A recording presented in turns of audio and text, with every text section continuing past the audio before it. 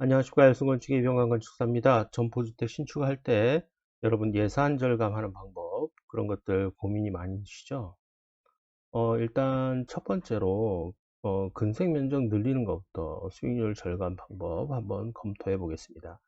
건축 한계선과 주차 부분이 많이 걸려서 고민되었던 지축지구 사례를 중심으로 여러분들께서 이제 신도시에 상가주택을 지을 때 어떤 부분이 좀 중요한지 같이 검토하는 시간을 갖도록 하겠습니다.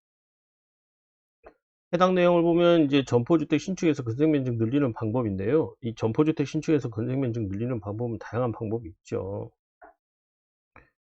이게 이제 근생면적 같은 경우는 홍대 쪽 그 지금 사진이 나와 있는데요. 상가주택에서 1층 근생면적은 아주 중요합니다. 누구나 수익률 검토에서 가장 궁금한 것이 상가 전용면적이 얼마인가라는 거죠. 이 상가 전용면적이 얼마인가 했을 때 건축선, 그 다음에 주거환경 개선선 뭐 이런 것들이 좀 수익률에 영향을 많이 미칩니다. 그래서 신도시 규제를 한번 검토하면서 한번 보도록 하죠. 보통 이제 우리가 신도시에서 상가주택이나 단독주택 토지를 구입을 하면 뭐 이런 문구들이 많이 나옵니다. 뭐 예를 들어서 전면 공지라 함은 이란 말이 나오고요. 건축선 벽면선 지정선, 그 다음에 여기에 보행지하물을 설치할 수 없고, 그 다음에 차량 출입 및 주정차를 금지한다. 자, 그러면 이런 말은 뭐냐면 땅이 이렇게 있으면 앞쪽에 이렇게 도로가 있잖아요. 그러면 보통 건축선이 1m 선으로 이렇게 결정이 돼 있거든요. 근데 사실 보도를 만들어야죠. 신도시니까 당연히 보도를 만들고 이 보도를 통해서 보행 통행이 확보될 수 있도록 해야 되는데 이 보도가 없는 경우가 있어요. 이 보도를 안 만들고 여기다 이제 건축선을 지정해 버려요. 그러면 요 범위 지금 이렇게 색칠한 부분 이 분에 주차를 안 되게 해 버리거든요. 지금 내용은 이제 주차가 안 된다는 내용인데요. 이제 주정차 금지라고 돼 있잖아요. 그러면 이렇게 해버리면 무슨 일이 발생하냐 하면 어쩔 땐 이건 이제 실제 적용이 된다고 했는데 적용도 안 된다고 해요. 그럼 보행 지정물은 설치 안 된다. 그러면 이제 말이 상반되긴 하는데 적용도 안 되고 주차도 안 된다. 이런 말은 뭐냐면 아예 그쪽에 모든 재산권을 행사를 취소하겠다. 그러면 주차가 보통 이렇게 형성이 되거든요. 근데 뒤로 물러서 이렇게 놓으라는 거예요. 그러면 눈으로 봐도 이 거리와 이 거리가 틀려져 버리니까 손해가 어느 정도 여기는 상가로 쓸 수 있는 면적이 빠져 버리는 거죠. 그래서 이제 요런 부분들이 건축선에 주정차 금지 또는 조경 금지 이런 조건들이 있는 것들은 빨리 없애버려야 돼요. 요게 이제 근생 면적 늘리는 방법의 이제 필수 조건이고요. 이제 신도시는 지구 단위 계획이라는 게 있어요. 이 지구 단위 계획을 보통 수정하는데 한 6개월 정도 걸립니다. 이 6개월 정도 걸리기 때문에 우리가 토지를 받았잖아요. 그러면 이제 이런 내용들을 계속 자꾸 이제 민원을 제기해서 변경될 수 있도록 하는 거. 요게 좀 필요하다. 그래서 건축 한계선이 이제 기본적으로 삭제되는 게 좋고요. 삭제되어 있는 곳도 많이 있습니다. 건축 한계선 자체가 없는 곳도 많아요. 뭐 예를 들어 덕은지구 같은 경우는 아예 없죠. 이런 것들이 많고 그 다음에 대진의 공지에 주차를 할 수 있게 해줘야 합니다. 그래서 이런 것들을 제한 요건들을 좀 살펴보는 거 요게 이제 가장 중요한 거다. 다시 한번 말씀을 한번 드려보려고 내용을 한번 파악을 해봤고요.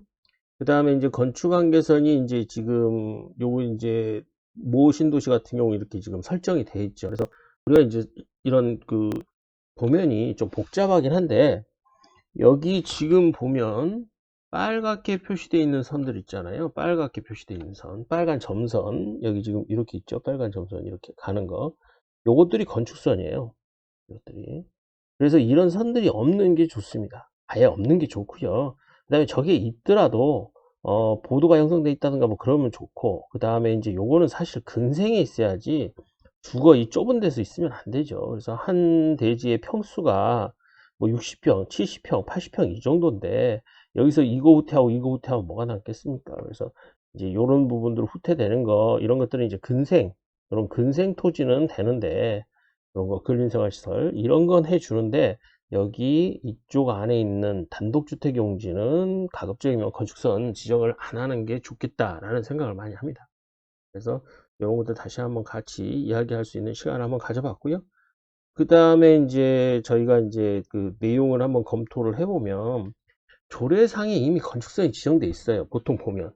그래서 보통 거의 대부분의 조례, 건축 조례에 보면 1m 건축선이 지정돼 있는데 지구 단위에서 또 별도로 지정할 필요가 없는 거죠. 그 다음에 여기 이제 지구 단위의 건축 한계선과 같은 식재 보행에 문제가 없으면 괜찮은데 문제는 식재도 안 되고 그 다음에 뭐 주차도 안 되고 이래버리면 안 된 거죠. 그래서 대규모 상업부지나 그 다음에 소규모 단독부지나 동일 조건을 적용하면 안 되죠. 땅이 예를 들어서 이런 많은 데가 있는데 1m 띄고 1m 띄고 여기만 건물 지어라 이거 하고 땅이 요만한데 여기서 1m 띄고 여기서 1m 띄고 여기만 지어라 이거하고는 다르죠. 그래서 요거에 대해서 우리가 한번 의견을 요청할 수 있겠다. 이거는 한번 말씀드렸고 그 다음에 이제 이런 경우 뭐가 문제냐면 후퇴를 하다 보니까 예를 들어서 대지경계선이 있는데 건축선이 있죠. 토지가 있으면 그러면 보통 주차를 여기다 할 수 있는데 이 주차장이 안으로 밀려 들어가요. 그러면 1m 후퇴되면 여기 있겠죠. 그러면 건물이 이렇게 지을 수 있는 게 이렇게 지어져요. 그럼 필로티 공간이 늘어나죠. 쓸모없는 필로티 공간이 이 정도면 끝날 게 이렇게 늘어나 버린단 말이에요. 그러면 일단은 단열재 취약한 공간이 생기죠. 여기도 단열재 취약하고 여기도 단열이 취약하거든요. 그렇다면 이런 부분들이 내진과 단열이 취약한 필로티 공간들이 증가한다는 건 취약해진다는 거죠. 그 다음에 상가주택 수익률이 떨어져요. 그러면 상가주택이 보통 70평일 때 예상면적이 한 35평 되거든요. 그러면 70 곱하기 0.6 하면 42평 정도 지을 수 있잖아요. 그러면 위에는 42평이 지어지는데 1층은 몇 평이냐라고 물어봤을 때 보통 마이너스 10평 이 정도? 마이너스 8평, 마이너스 5평 이렇게 빠지거든요. 보통 이제 코너는 많이 좀 빠져요. 근데 이제 한쪽 면에 접한 데는 조금 빠지기도 하고 뭐 이면도로는 좀 덜 빠지고 뭐 이런 거 있거든요.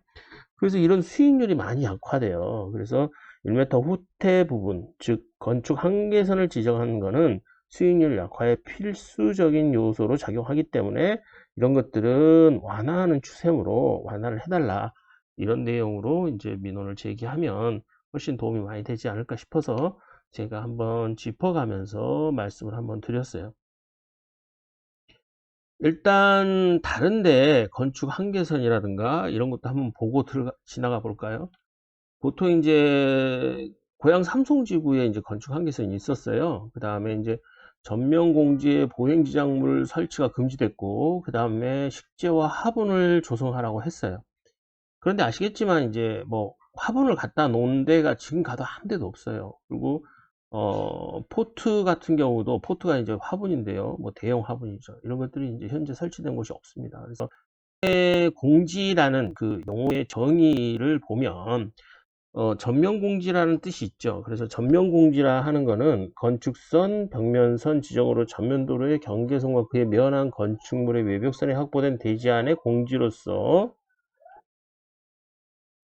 공개 공지 또는 공공조경 다른 용도로 지정되지 아니한 공지를 말합니다. 이 전면 공지는 개발 주체가 건축물의 신축 시에 조성을 하는 거거든요. 그러면 자유로운 통행이 보장돼야 돼요. 그래서 보행 지정물을 설치할 수 없다고 주차도 안 된다. 이거는 근생 부지는 그럴 수 있다고 치지만 단독주택 부지에서 이러는 건 좀 아니지 않느냐 이런 말씀을 드렸고요. 이 전면공지라는 건 내가 예를 들어서 어떤 땅을 샀어요. 근데 여기가 도로예요. 근데 내 땅에서 이렇게 건축선을 지정해서 여기만 건축을 지을 수 있다. 좀 떨어뜨려라. 이거는 뭐 이해를 해요. 하지만 여기에 주차도 안 된다. 이거는 좀 과한 교다. 그러니까 예를 들어 단독주택에서는 좀 과하다. 근생에서는 그럴 수 있겠지만 그래서 이런 것들을 한번 법규 내용을 한번 검토해 보는 시간을 한번 가져봤어요. 이 단독 및 점포주택 근린생활용지에서 이제 건축한계선 1m에서 일정 거리 면적 이상의 관목, 그 다음에 식재, 화분 뭐 이런 걸 조성하라고 되어 있거든요. 근데 이게 좀 말이 안 되는 게 여기에 이제 초화류를 조성한다는 거잖아요. 초화류, 화분이죠. 이런 거. 그 다음에 여기에 이제 뭐 꽃무늬 패턴 넣고 포트 설치해서 이제 화분 설치해라 이런 건데 아시겠죠? 이거 화분 관리도 안 되고요. 겨울에 힘들어요. 그러니까 이런 건 사실 의미 없는 내용이다라고 보여지고요. 그래서 이런 것들에 대해서 다시 한번 신경 써서 한번 보는 것들을 한번 보여줬고요. 뭐 사례가 있긴 한데 이거는 이제 뭐 조성하는 사례가 있는데 이게 이제 관리가 안 된다는 이런 단점이 있죠. 그래서 대지경계선에서 1m 부분을 조성을 하고 싶다면 그냥 보도로 연결해라. 뭐 이렇게 하고 뭔 어드밴티지를 줘야죠. 뭐 예를 들어서 1층은 피로티로 하고 2층은 나올 수 있다. 뭐 이런 걸 주든가 뭘 해야 되는데 주지는 않고 계속 이런 것들을 지적만 하면 의미 없다. 특히 이거는 보도가 있고 그 다음에 차도가 있고 그 다음에 전면 공지가 있을 때 효과적이지, 이게 보도도 없고 그냥 바로 도 앞에 있고 그러면 이건 사람들이 왔다 갔다도 못하는 이상한 공간이 만들어져요. 뭐 1m는 참 의미 없는 공간이죠. 그래서 차라리 그 뭐 카페 테라스를 만들어라 이러면 사람들이 적극적으로 할 텐데, 이런 게 안 돼 있는 상태에서 가게만 하는 것은 근생 면적 늘리는데 전혀 도움이 되지 않고 근생 수익률에도 좀 좋지 않다. 그래서 판교 같은 경우는 이제 이거를 좀 많이 후퇴시켜 가지고 이쪽에 이제 카페 타도 있어요. 그거는 뭐 저는 개인적으로 찬성합니다. 하지만 그것도 대규모 상업 용지에서 가능한 거고, 단독주택 용지 또는 점포주택 용지에서 그렇게 하는 건 바람직하지 않지 않느냐 이런 생각이. 보통 이제 미사지구 한번 봤을 때 미사지구 내에도 대지 내 공지 주차금지 규정은 있습니다. 있어요. 주차금지 규정이 있긴 한데 미사지구는 모든 단독주택 부지에 건축선이 있는 게 아니고 이제 일부 단독주택 부지에만 건축선이 있어요. 그래서 예를 들어서 이제 공동주택 용지, 일반 산업 용지, 보행자 전용도로변에 접한 전면 공지는 개별 조성 지침에 따른다. 뭐 전면 공지에 보행 지점을 설치할 수 원칙으로 한다. 이런 말들이 적어져 있어요. 그런데 미사지구는 진짜 일부만 이런 그 한계선이 지정이 돼 있거든요. 아까 이제 나와 있는 것처럼 뭐 블록 전체가 다 한계선이 설정되어 있으면 아주 불리한 조건으로 작용하기 때문에 이런 것들은 빨리 좀 수정을 해야 되는 부분이라고 생각합니다. 그래서 이제 그 하남 미사지구 예전에 이제 있다가 없던 거 제가 한번 말씀을 드려봤고요. 지금 미사지구 같은 경우는 지금 보면 물론 이제 조성이 다 끝난 그 뭐 신도시이긴 합니다만 이쪽으로 이제 녹지가 있어요. 그래서 녹지 주변 쪽, 그 다음에 여기 가운데 이제 보도가 있거든요. 그러면 이 보도 주변 쪽, 그 다음에 여기도 이제 녹지예요. 이렇게 녹지고요. 그 다음에 이제 여기가 보행자 도로가 있거든요. 그 주변, 그 다음에 보행자 도로 있는데, 그 다음에 이제 큰 도로, 여기 이제 보도가 있고 이쪽은 보도가 있고요. 여기 이제 큰 도로거든요. 여기는 넓은 도로. 요런 데만 있어요. 그러니까 이 안쪽에는 없어요. 이 안쪽에는 그런 것들을 지정 자체를 안 하는 게 맞다.